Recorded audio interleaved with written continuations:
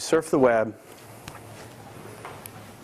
and I show you that someone can find out who you are by surfing the net. You go to their website, what do you find?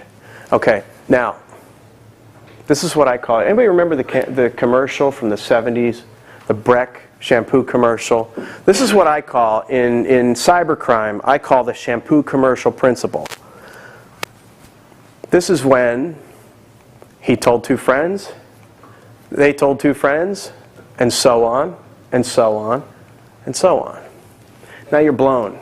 Just because you visited this guy's website. Look how many times you appeared. Boom, boom, boom, boom, boom. All over because you visited their website. How many times? Right? And all you did was viewed his website. But just like if you visited his store, he'd see you walking in. You're not invisible. You know? And on a website, it's the same thing. You're not invisible. And that's the most important thing with anonymous surfing, is that, look at this, and I just show you here, you know, if it says Joe's Law Firm, brand owner, Joe's Law Firm, brand owner, brand owner, brand owner, even some of these where it shows Miami Bell South, they even know these people are visiting the site. They know who's visiting their website. So if you're on there, you visit the guy's website, and then a couple days later he says, oh no, we're not selling any of this product. Well, you know, there you go. How do you know they're not selling the product, or they're just not selling it to you? Or they decided to not sell for a while because their website's getting hot with all these hits from law firms. And I call this the crack house principle. Imagine if, and this is the real world illustration. Imagine if there was a crack house, and everybody in this room, you know, we're like, okay, good. Let's go and hunt down this guy. He's at this location. Okay, good. He's at this location. What are we going to do? Let's all go peek in the windows. Let's all sit outside and look through newspapers with holes cut in them.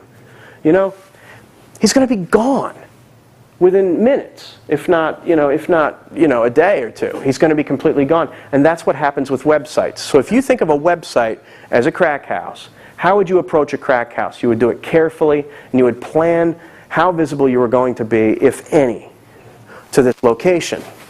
And again, the visibility issue.